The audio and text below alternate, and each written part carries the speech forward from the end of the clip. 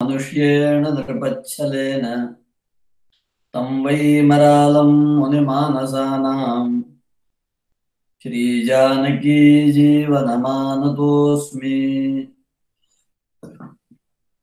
नारायणं नमस्कृत्य नरं चैव नरोत्तमं देवीं सरस्वतीं व्यासं ततो जयमुदीरयेत्। श्रूयतां देवदेवेश नारायण जगत्पते त्वदीयेनावधानेन कथयिष्ये शुभाः कथाः।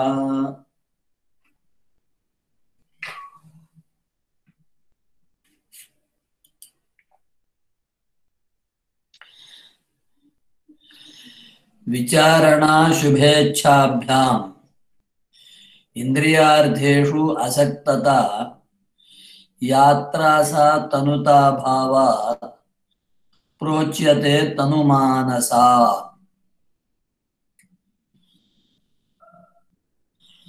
అందరికీ నమస్కారం. మనము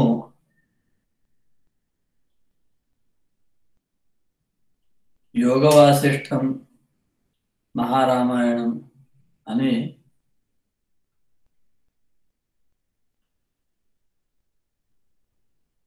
అతి చాలా శ్రేష్టమైన గ్రంథం యొక్క చింతనలో ఉన్నాము. యథామతి యథావకాశం ఇప్పటి వరకు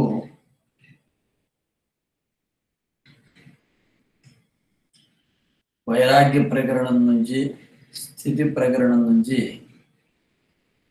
వైరాగ్య విషయాలు, ప్రాసంగిక విషయాలు, ఉత్పత్తి ప్రకరణం, ఉత్పత్తి గురించి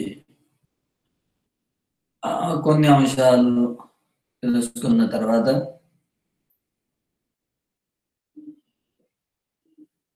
ఏడు అజ్ఞానావస్థలు, ఏడు జ్ఞాన భూమికలు ఎట్లా అయితే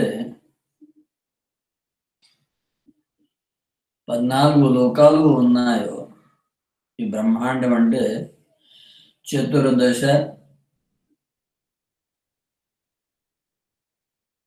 భూమిలు దీంట్లో ఉన్నాయి. పైన 7 లోకాలు, కింద 7 లోకాలు. దానికే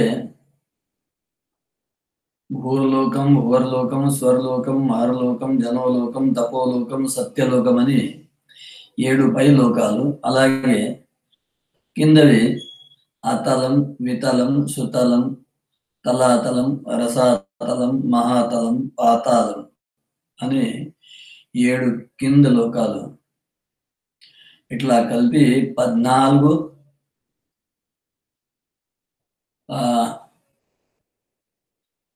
లోకాలతో ఈ బ్రహ్మాండం ఏ విధంగా ఉందో, ఆ బ్రహ్మాండం గురించి పూర్తిగా తెలుసుకోవడానికి మనిషి యొక్క జ్ఞానస్థితులు కూడా 14 అని చెప్తున్నారు.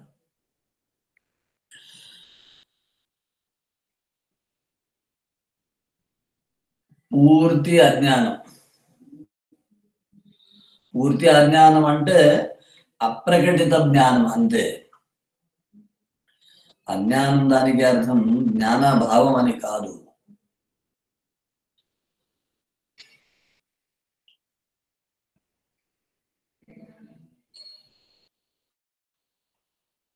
తమో గుణం ఎక్కువ ఉన్న వలన, జాడ్యం వలన, బరువు వలన ఆ జ్ఞానం బయట ప్రకటితం అవ్వదు అంతే. సో అక్కడ నుంచి 7 అజ్ఞాన స్థితులు, అవి దాటిన తర్వాత 7 జ్ఞాన భూమికలు. సో 7 అజ్ఞాన స్థితుల గురించి మనము తెలుసుకుందాము. బీజ జాగ్రత్త నుంచి మొదలుకొని 7 అజ్ఞానావస్థలు, అలాగే శుభేచ్ఛ, విచారణ, తనుమానస,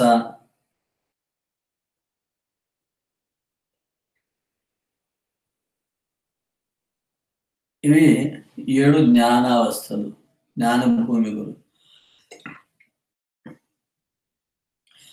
నిన్న ఈ రెండవ విచారణ జ్ఞాన భూమిక గురించి మాట్లాడుతూ ఉంటే అకస్మాత్తుగా కరెంట్ వెళ్ళడంతో మధ్యలో ఖండితమైంది.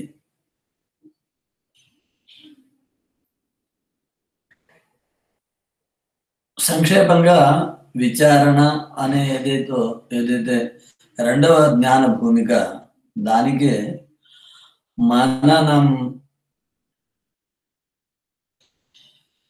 శుభేచ్ఛ జ్ఞాన భూమికలో ఏదైతే శ్రవణం అయిందో, ఆ అయిన శ్రవణాన్ని ఆధారపడి తర్వాత చక్కగా సత్శాస్త్ర గ్రంథాన్ని ఆశ్రయించి ఒక సత్పురుషుడి దగ్గర సాన్నిధ్యంలో ఆ గ్రంథం యొక్క అధ్యయనం, చింతన చేయడం అనేది విచారణలో ఉన్న అర్థం. దాంతోపాటు సదాచార ప్రవృత్తి. ఈ విధంగా సంక్షేపంగా విచారణ అనే ద్వితీయ జ్ఞాన భూమిక గురించి తెలుసుకున్న తర్వాత ఇవాళ మనము తృతీయ జ్ఞాన భూమిక తనుమానస, తదుపరి అవస్థల గురించి కాస్త తెలుసుకుందాం. తనుమానస గురించి చెప్తూ వారు అంటున్నారు, వశిష్ఠులు వారు, విచారణ శుభేచ్ఛాభ్యాం ఇంద్రియార్థేషు అసక్తత యాత్రాస తనుతాభావాత్ ప్రోచ్యతే తనుమానస. ఈ జీవన యాత్రలో మనిషి నడుస్తూ ఉంటే సామాన్యంగా ప్రతి దాంట్లో ఆసక్తి ఉంటుంది. చిన్న చిన్న మానాపమానాలు జరిగినా అది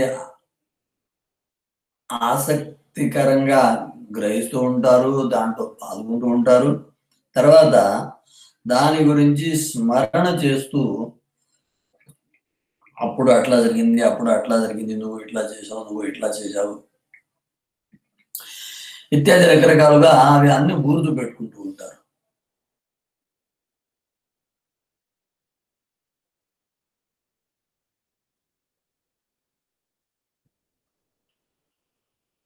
అవి గుర్తు పెట్టుకోకుండా మరిచిపోయి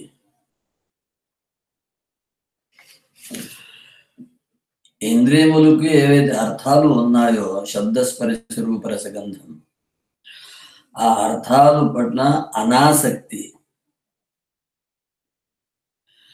ఆ అనాసక్తికి ఆధారం ఏంటి అంటే ఆ శుభేచ్ఛ అని, విచారణ అని, ఆ రెండు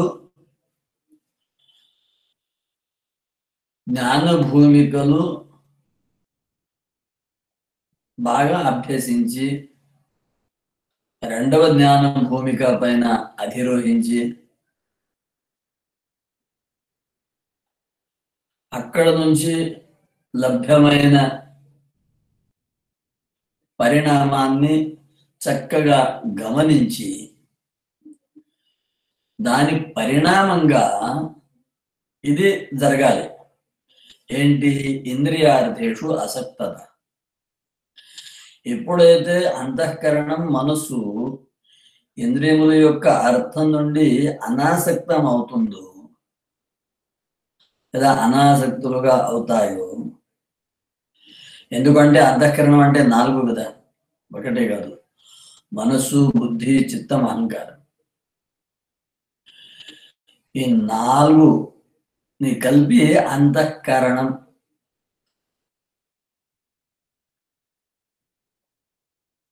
సూక్ష్మ శరీరం సుఖ దుఃఖానికి కారణభూతమైన జీవుడికి కూడా, అంటే ఆత్మకి కూడా బంధించేది ఈ అంతఃకరణమే. కర్తృత్వం భోక్తృత్వం ఆ అంతఃకరణం యొక్క సాహచర్యం వలన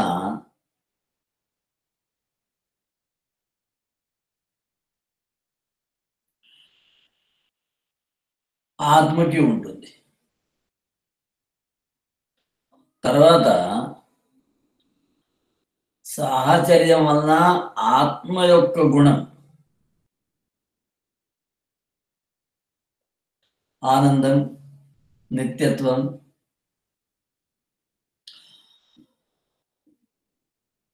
సద్రూపత్వం, చిద్రూపత్వం అవి అంతఃకరణం పైన ఆరోపితులు అవుతాయి. దాంతోనే సంసారం మొదలవుతుంది. సో ఈ రెండు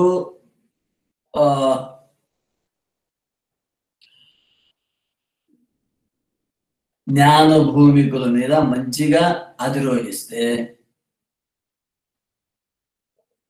పుట్టి మనస్సు మాత్రమే కాకుండా మనస్సు, బుద్ధి, చిత్తం, అహంకారం అన్నీ చాలా చాలా శుద్ధమవుతాయి, నిర్మలమవుతాయి. రెండవది, ఆ అంతఃకరణంలో బాహ్య సుఖం సంసార విషయం నుండి వైరాగ్యం ఏర్పడుతుంది. రెండవ వైపు ఆత్మ వైపు సచ్చిదానంద స్వరూపం వైపు ప్రేమ, ఆసక్తి ఏర్పడుతుంది. సహజంగానే మనిషి యొక్క జీవితం మారిపోతుంది. అప్పుడు ఈ సంసార విషయాలు అన్నీ ఆ మనిషిని బంధించలేదు. ఇవి అన్నీ అతి తుచ్చమైన సుఖాలు, ఇవి అన్ని తుచ్చమైన అంశాలు. ఇది సరి అయిన జీవితం కాదు, ఇది ఆత్మస్వరూపం కాదు, ఇది నా లక్ష్యం, గమ్యం కాదు అని చాలా స్పష్టంగా, దృఢంగా నిర్ణయం అవుతుంది. అప్పుడు ఆ మనిషి యొక్క అవస్థ ఎట్లా అవుతుంది అంటే, ఒక రాజకుమారుని ఎంత బలవంతాన చేసినా ఒక బీదవాడి జీవితం లేదా బీదవాడి భోజనాది అతడు ఇష్టంతో తీసుకోడు. ఎంత కావాలి అంత వీక్షిస్తూ ఉంటారు, సంయమాన్ని పాటిస్తారు. కానీ అక్కడ మాత్రం దిగరు.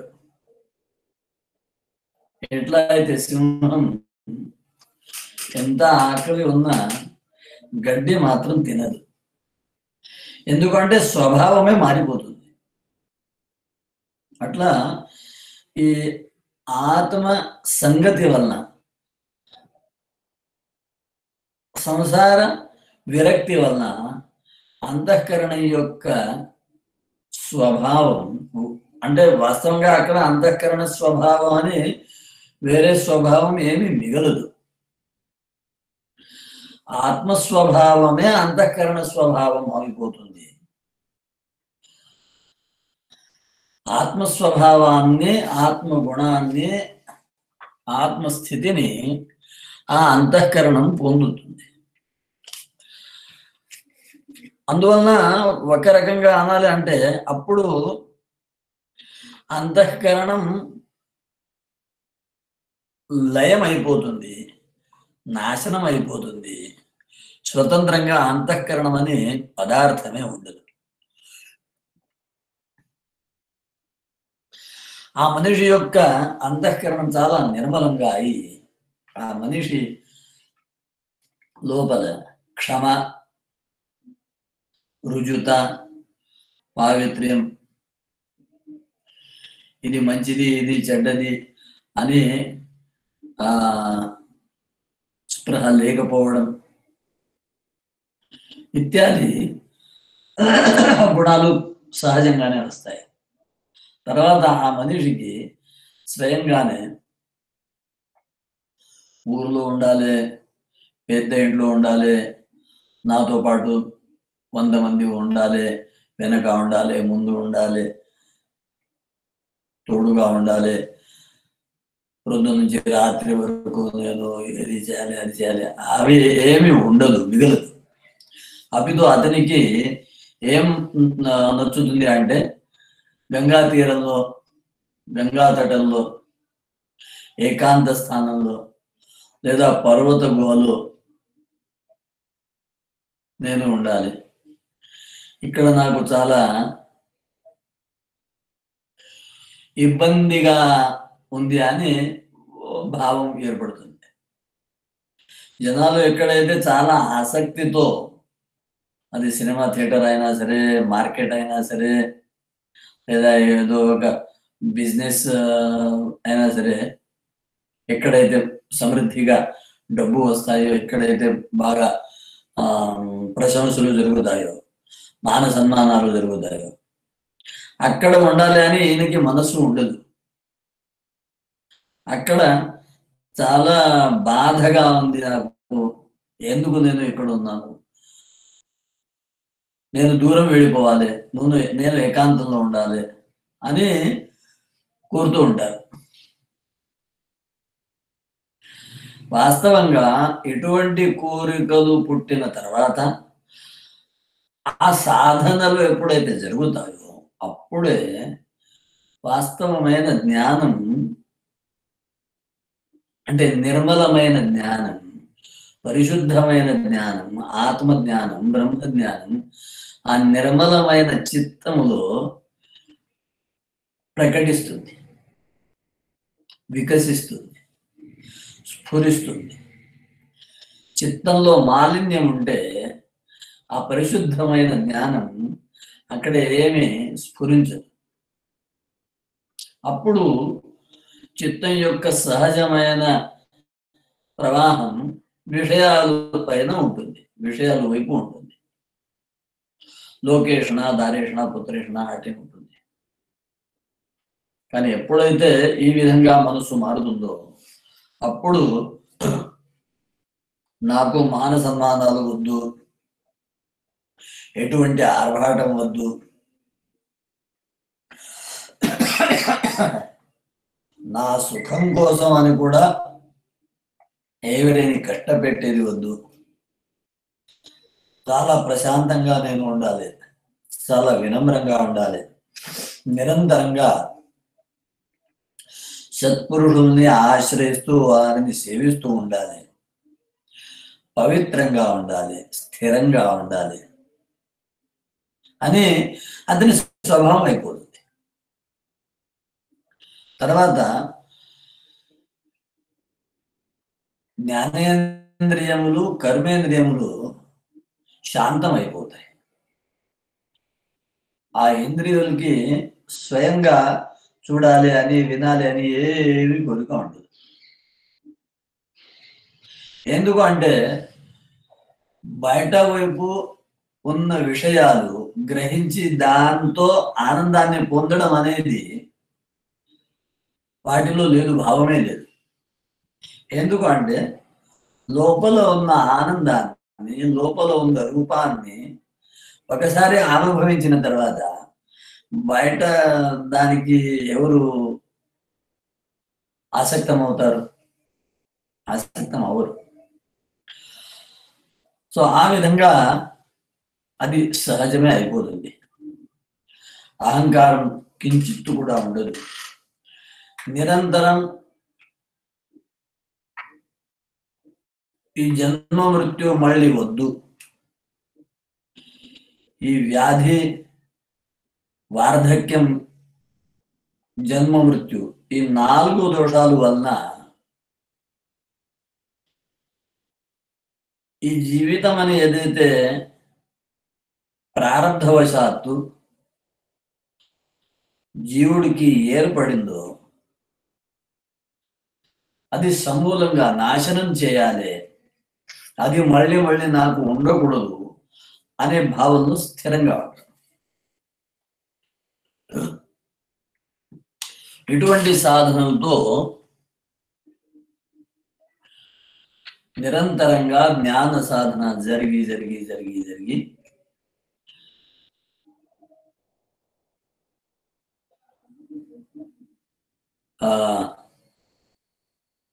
దదామి బుద్ధియోగంతం ఏన మాముపయాంతితే, భగవంతుడు అనుగ్రహించి కరుణించి కఠోపనిషత్తులో చెప్పారు. ఆ విధంగా కశ్చిద్ధీర ప్రత్యేగాత్మానమైక్షత్ యమే వైష వృణుతే తేన లభ్య తస్యేష ఆత్మా వృణుతే తను స్వామి ఇత్యాది రీతిగా ఆత్మదర్శనం అయిపోతుంది, ఆత్మదర్శనం అవుతుంది. ఆ ఆత్మదర్శనం ఒకసారి ఆత్మదర్శనం జరిగితే ఎంతో ఆనందం, ఎంతో ఉల్లాసం. అంటే ఇవాళ నేను వాస్తవంగా చూస్తున్నాను, ఇవాళ నేను వాస్తవంగా జీవిస్తున్నాను అని అప్పుడు అర్థమవుతుంది. ఇప్పటి వరకు నేను ఏమి తెలుసుకోలేను, ఏమి చూడలేను, ఏది వినలేను అనేది అప్పుడు అర్థమవుతుంది. కానీ ఆ ఆత్మదర్శనం, ఆ జ్ఞానావస్థ దీర్ఘకాలంగా ఉండదు. ఆ జ్ఞానావస్థ కొద్దిసేపు ఉండి మళ్ళీ చిత్త ప్రవాహం మొదలైతే శరీర ధర్మలు అన్నీ కనబడతాయి, నడుస్తాయి. ఆ జ్ఞాన భూమిక ఏదైతే ఉందో ఆ జ్ఞాన భూమికకి తనుమానస అని పేరు చెప్తున్నారు ఇక్కడ. యాత్రాస తనుతాభావాత్ ప్రోచ్యతే తనుమానస. ఆ సాధకుడి యొక్క యాత్ర ఈ విధంగా నడుస్తూ ఉంటే ఆ అంతఃకరణం చాలా తేలికగా అయిపోతుంది, చాలా కృశం అవుతుంది. ఎందుకంటే అంతఃకరణానికి పోషించడానికి ఏదైతే బాహ్య ఆహారం, ఆ బాహ్య ఆహారం ఎప్పుడు లేదు, బాహ్య ఆహారం మీద ఆసక్తి లేదు. బాహ్య ఆహారం మీద ఆసక్తి లేకపోవడంతో తర్వాత వాస్తవమైన అంతఃసుఖాన్ని అనుభవించిన తర్వాత అది తనుత అంటే చాలా తేలిగ్గా అయిపోతుంది. శరీరం తేలిక కావడం, మనస్సు తేలిక కావడం, మొత్తం అంతఃకరణం, బుద్ధి, అహంకారం, చిత్తం అన్ని తేలికగా అయిపోవడం ఈ అవస్థలో జరుగుతుంది. అందుకోసం దీనికి తను మానస అని పేరు. అంటే చాలా చిక్కిపోతాయి, అంతఃకరణ చతుష్టయం మొత్తం అంతా చిక్కిపోతుంది. తనుత్వం అంటే క్షీణించడం, మానసం అంతా చిక్కిపోతుంది. అంటే క్షీణిస్తుంది అంటే దుఃఖం అని కాదు, ఆనందం. బరువు లేకపోవడంతో, బరువు లేక ఆ తేలిగదనం. అది అశక్తత కాదు, బరువు లేదు, ఆనందం మాత్రం పూర్తిగా ఉంది. బరువు లేకున్నా ఆనందం పూర్తిగా ఉంది. ఉల్టా ఇప్పుడే బాగుంది. ఎట్లా అయితే మనం చూస్తాము, అనారోగ్య స్థితిలో, జ్వరం ఉన్న స్థితిలో, తర్వాత ఆరోగ్య స్థితిలో, వాస్తవంగా చూస్తే జ్వర స్థితిలో శరీరం కృశం ఉంది, ఆరోగ్య స్థితిలో శరీరం బరువు ఎక్కువ ఉంది. కానీ ఆరోగ్య స్థితిలో మనిషి పరిగెడతాడు, భారాన్ని మోసిస్తారు, పనులు చేస్తారు. కానీ జ్వరంలో ఉంటే, అనారోగ్య స్థితిలో ఉంటే కృశంగా ఉన్నా ఏమీ ఉండదు, ఏమి చేదన కాదు. 10 అడుగులు నడవాలి అంటే నడవరాదు. అయితే ఈ ఉదాహరణ విరుద్ధ ఉదాహరణ.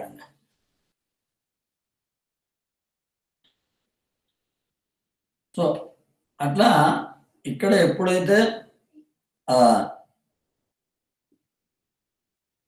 బరువు తగ్గిపోతుందో అప్పుడు కృశత్వం ఏర్పడుతుంది. కానీ చాలా ఆనందంగా ఉంటుంది. ఇది మూడవ అవస్థ, తనుమానస. ఈ తనుమానస అనే స్థితికి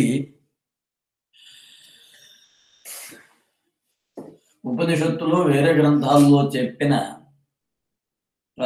అవస్థలో పోలిస్తే నిధిధ్యాసన అంటూ ఉంటారు కదా, శ్రవణ మనన నిధిధ్యాసన లేదా సమాధి.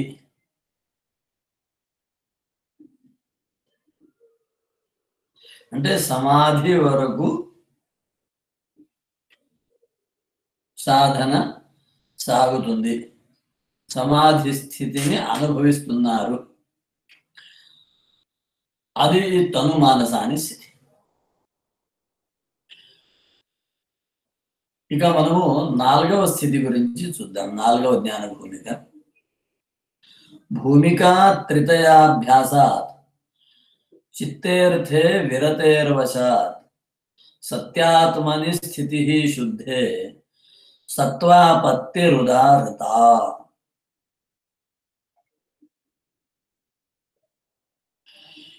ఈ మొదటి 3 భూమికలు, శుభేచ్ఛ, విచారణ, తనుమానస, ఈ 3 భూమికలు పైన మంచిగా అధిరోహించిన తర్వాత చాలా ఉన్నత స్థాయి విరక్తి వచ్చేస్తుంది.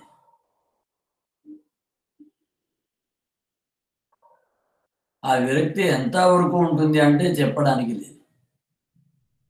అప్పుడు ఆ మనిషి నాకు స్వర్గం ప్రసాదించిన, వైకుంఠం ప్రసాదించిన, కైలాసం ప్రసాదించిన, ఇంద్రపదం ప్రసాదించిన వద్దు, అక్కడేముంది అని అంటాడు. కేవలం ఆత్మస్థితిలో ఆత్మగా ఉండిపోతాడు. ఇంతకు పూర్వం మనము ధ్యాత, ధ్యానం, ధ్యేయం అని త్రిపుటి గురించి చూసి, ఏకరూపం అయితే అప్పుడు సంకల్ప వికల్పాలు ఉండవు, పొందాలి అని ఏముండదు, పోగొట్టాలి అని ఏముండదు, నా శరీరం, నా జీవితం, నేను అని ఏం భావం ఉండదు. అంతా బ్రహ్మమయం. ఆ జగమంతా బ్రహ్మమయం ఎవరు అన్నారు? మన త్యాగరాజ స్వామి గారు. త్యాగరాజ స్వామి దగ్గర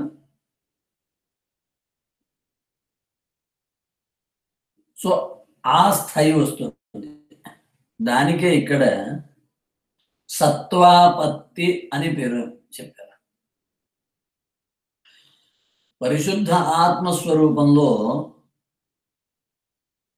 ఆనందంగా ఉండిపోతాడు.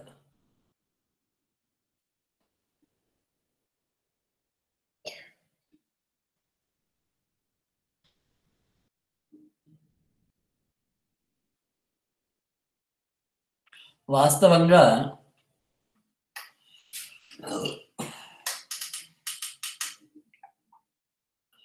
ఉపనిషత్తులో, భగవద్గీతలో నిర్వాణమని, మోక్షమని, కైవల్యమని, విదేహముక్తి అని, జీవన్ముక్తి అని ఏవైతే లక్ష్యం, ప్రాప్తవ్యం, మోక్ష స్థితి అని ఏదైతే చెప్పబడిందో ఆ మోక్ష స్థితికే ఈ యోగ వశిష్ఠ గ్రంథంలో సత్వాపత్తి అని పేరు చెప్పారు.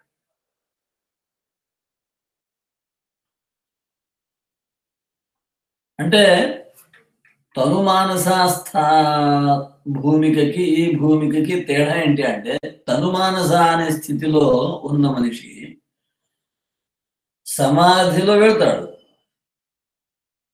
కానీ మళ్ళీ బాహ్య స్థితిలో వస్తాడు.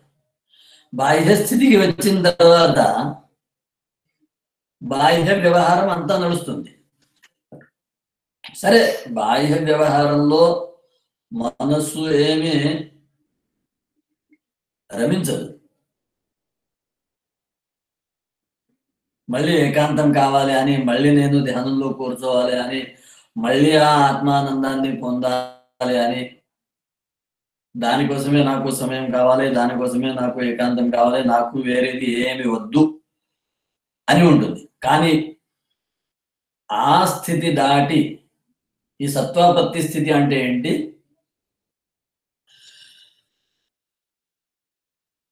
ధ్యానానికి కూర్చొని సమాధి స్థాయికి వెళ్ళి ఆ సమాధి స్థితిలో ఏదైతే అనుభవిస్తారో ఆ అనుభవం, సమాధి స్థితిలో ఉన్న ఏదైతే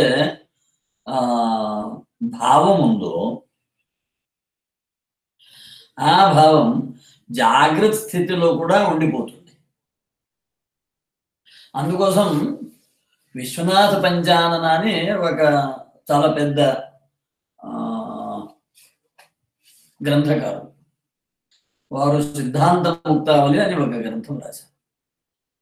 ఆ సిద్ధాంత ముక్తావళి గ్రంథంలో వారు అంటారు, యోగజో ద్వివిధ ప్రోక్త యుక్త యుంజాన భేదత యుక్తస్య సర్వదా భానం చింతా సహకృతో పరః అని. అంటే యోగం చేస్తే, ధ్యానం చేస్తూ ఉంటే ఏదైతే సిద్ధి అని సమాధి ఉందో అవి రెండు రకాలుగా, అంటే ఇక్కడ సంప్రజ్ఞాత సమాధి, అసంప్రజ్ఞాత సమాధి, నిర్వికల్ప సవికల్ప ఆ రెండు భేదాలు కాదు చెప్పేది, ఫల దృష్ట్యా రెండు భేదాలు చెప్తున్నారు. ఎటువంటిది అంటే యుక్తస్య సర్వదానం, ఒక సాధకుడికి అంటే ఇక సాధకుడు అనే స్థాయి దాటిపోయాడు, ఇక సిద్ధులు అయ్యారు. కానీ సిద్ధ స్థితిలో కూడా రెండు రూపాలు, సిద్ధులు రెండు రకాలు, యుక్తులు, యుంజానులు. మనము మహాభారతంలో ఒక ప్రసంగం గమనిస్తూ ఉంటాం. యుద్ధ భూమిలో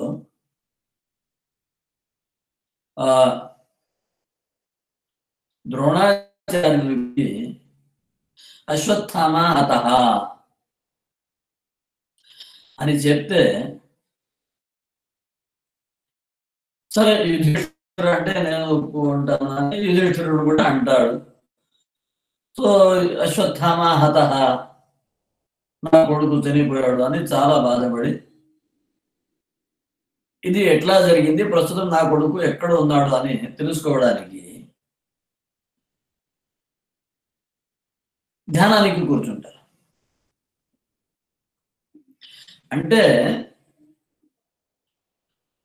ఏదో ఒక తెలుసుకోవాలి అంటే తెలుసుకోగలరు, ఏదైనా తెలుసుకోగలరు, ఏదైనా చేయగలరు.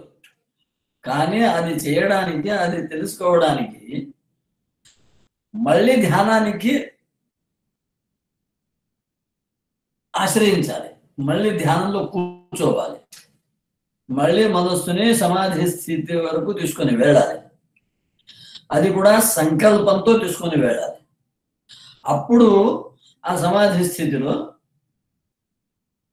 ఆ దూరదర్శనం అయినా సరే, సూక్ష్మ గతి అయినా సరే, పరలోక గమన అయినా సరే, అన్ని కార్యాలు చేయగలరు. కానీ అది ధ్యానం చేస్తేనే, మళ్ళీ సమాధిలో కూర్చుంటేనే వారికి యుంజాన్న సిద్ధుడు అని అన్నారు. అది తనుమానసకి ఈ సత్వాపత్తికి మధ్యలో ఉన్న స్థితి అనండి. కానీ సత్వాపత్తి అనే 4వ జ్ఞాన భూమిక ఏదైతే ఉందో, ఈ 4వ జ్ఞాన భూమిక యొక్క ప్రత్యేకత ఏంటి అంటే యుక్తస్య సర్వదా భానం. ఇది యుక్త స్థితి. యుక్త స్థితిలో సర్వదా భానం.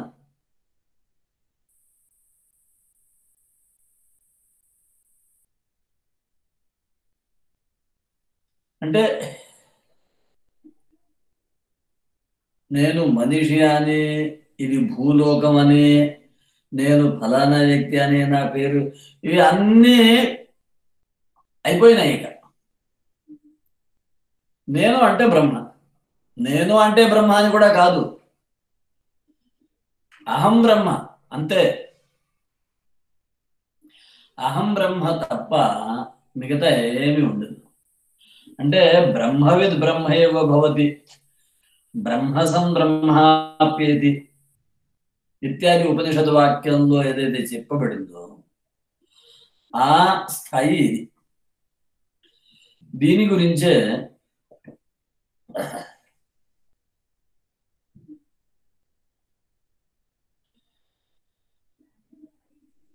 నిర్వాణ స్థితి అని,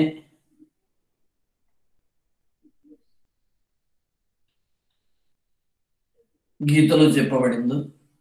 దీనికే ముండకోపనిషత్తులో యథా నద్యస్యందమానాః సముద్రే అస్తం గచ్చంతి నామరూపే విహాయ తథా విద్వాన్ నామరూపాద్ విముక్తః పరాత్ పరం పురుషముపైతి దివ్యం. ఎట్లా అయితే హిమాలయాది పర్వతాలు నుండి ప్రవహించే నదులు ఎన్నో పేర్లు, ఎన్నో ఖ్యాతి, ఎన్నో గుణాలు, ఎన్నో విశేషాలు, ఎంతో ఉపకారాలు చేస్తూ ప్రవహించిన ఒకసారి సముద్రంలో కలిసిన తర్వాత ఆ నదీ భావం పూర్తిగా మర్చిపోతాయి. అప్పుడు ఆ నదీ భావం ఉండనే ఉండదు.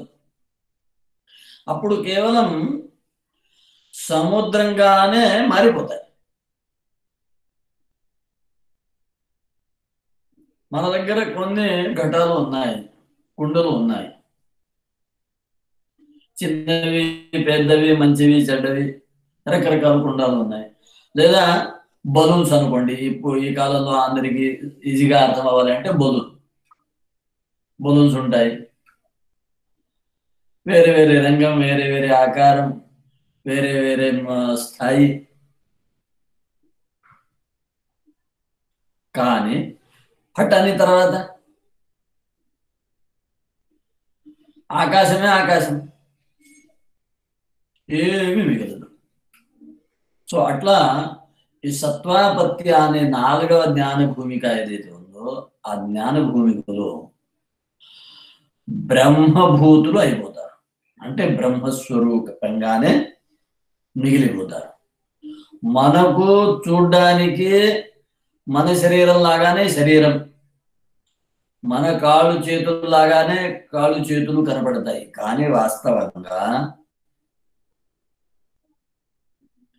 వాస్తవంగా బ్రహ్మమే మిగిలిపోయింది. ఇది సత్వాపత్తి అని 4వ జ్ఞాన భూమిక.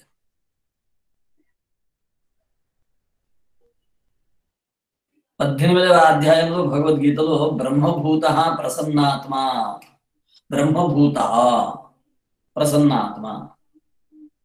ఇక ఆత్మలో ప్రసన్నత తప్ప వేరే భావం ఉండదు. బ్రహ్మభూత బ్రహ్మగా అయిపోతుంది, బ్రహ్మగా మారిపోతుంది. అంటే బ్రహ్మగానే ఉంది. ఆ విస్మరణం స్మరణంలో మారిపోయింది. బ్రహ్మ వేరే నేను వేరే అనే భావం నాశనం అయిపోయింది. సో బ్రహ్మగా మిగిలిపోయింది. అది ఈ సత్వాపత్తి అని 4వ స్థితి. ఈ 4వ స్థితిలో ఆనందం తప్ప ఏమీ మిగలదు.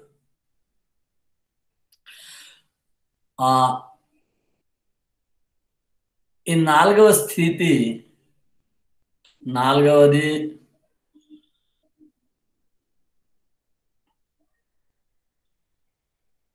సత్వాపత్తి. ఈ సత్వాపత్తి స్థితికి ఉదాహరణంగా మనము చెప్పాలి అంటే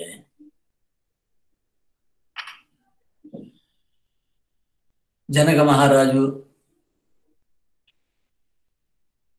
యాజ్ఞవల్క్య యోగీశ్వరులు, పతంజలి మహర్షి ఇత్యాది పెద్దలు అందరూ ఈ సత్వాపత్తి అని 4వ ఏదైతే బ్రహ్మస్థితి ఉందో, జ్ఞాన భూమిక ఉందో, ఆ 4వ జ్ఞాన భూమిక మీద అధిరోహించి దాంట్లోనే స్థిరంగా ఉన్నవారు అని మనము తెలుసుకోవాలి. ఇక్కడ ఇంకో ఒక విశేషం అయితే, దీని గురించి ఎంత మాట్లాడినా తక్కువనే ఉంటుంది.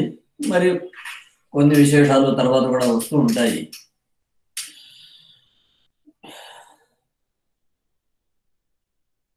భారతీయ సాహిత్యంలో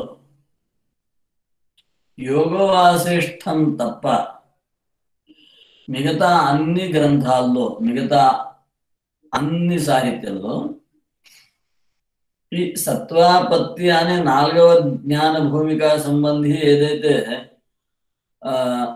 లక్షణ గుణ స్వరూప ఇత్యాది బ్రహ్మర్షి వశిష్ఠుల వారు రామచంద్రమూర్తికి ఉపదేశించారో, దానికే అంతిమ స్థితిగా మిగతా అంతా సాహిత్యంలో చెప్పడం జరిగింది. దాని తర్వాత ఎక్కడ లేదు. తర్వాత ఉన్న ఏదైతే పంచమ స్థితి జ్ఞాన భూమిక, 6వ జ్ఞాన భూమిక, 7వ జ్ఞాన భూమిక, అవి కేవలం యోగ వాసిష్టంలో మాత్రమే. ఇది యోగ వాసిష్టం యొక్క ప్రత్యేకత.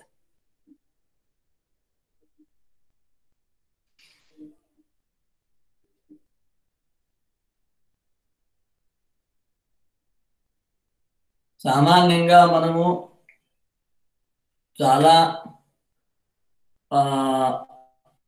ఉన్నత స్థాయిలో ఉన్నవారు అని అంటాము.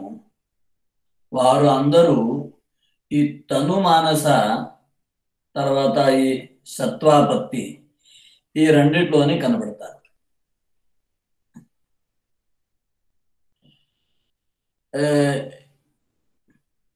దగ్గర కాలంలో ఆలోచించాలి అంటే రమణ మహర్షి అయినా సరే, యోగి అరవిందో అయినా సరే, రామకృష్ణ పరమహంసులు అయినా సరే, తర్వాత ఈ ఆచార్యులు అని శంకరాచార్యుల వారు, రామానుజాచార్యుల వారు, మధ్వాచార్యుల వారు, వల్లభాచార్యుల వారు, చైతన్య మహాప్రభువులు ఇత్యాది, జ్ఞానేశ్వర, తుకారాం, తులసీదాస్, మీరాబాయి, పురందరదాస్, కనకదాస్, మన దగ్గర అంటే అన్నమయ్యాచార్యులు,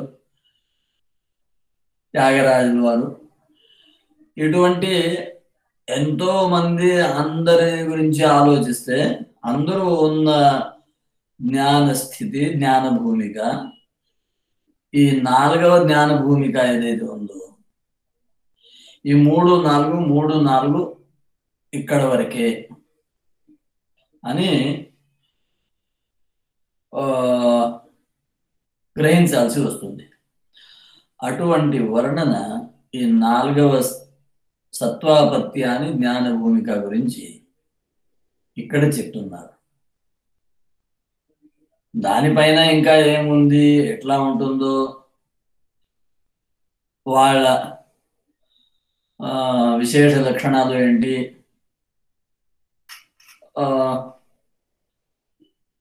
విడిగా యాక్సెప్ట్ చేయాలా వద్దా, మరి ఈ 4వ స్థితికి, 5వ స్థితికి, 4వ స్థితికి, 6వ స్థితికి, 4వ స్థితి నుండి 7వ స్థితి వరకు ఎంత జంపింగ్ ఉంటుందో, ఎంత దూరం ఉంటుందో, ఎంత గొప్పగా ఉంటుందో ఇత్యాది విచారణ బాగా అవ్వచ్చు. ఎందుకంటే మిగతా సాహిత్యంలో ఉపనిషత్తులు అయినా సరే, భగవద్గీత, బ్రహ్మసూత్రాలు అయినా సరే, మనకు తెలిసిన మిగతా వేదాంత సాహిత్యంలో అయినా సరే, ఈ 4వ స్థాయి వరకు మాత్రమే అంతా విజ్ఞానం, అధ్యాత్మ జ్ఞానం, బ్రహ్మజ్ఞానం అనేది కనబడుతుంది. కానీ ఈ యోగ వాసిష్టం యొక్క ప్రత్యేకత ఉంది. అందువల్ల 5, 6, 7 ఈ 3 జ్ఞాన భూమికల గురించి కూడా మనము ఈ గ్రంథాన్ని ఆశ్రయించి తెలుసుకోవడానికి ప్రయత్నించాలి. అయితే ఇవాళ ఇప్పటితో మనము ఊరుకొని తర్వాత సమావేశంలో ఆ 3 జ్ఞాన భూమికల గురించి చూద్దాం. ఇవాళ కొంచెం అలసట లాగా కనబడుతుంది. సో ఇప్పుడు నేను ఆగుతాను. మీరు అందరూ చాలా శ్రద్ధగా వింటున్నారు. అందరికీ ధన్యవాదాలు, ప్రణామాలు. విరామం. కాయేన వాచా మనసేంద్రియైర్వా బుద్ధ్యాత్మనా వా ప్రకృతే స్వభావాత్ కరోమి యద్యత్ సకలం పరస్మై నారాయణాయేతి సమర్పయామి.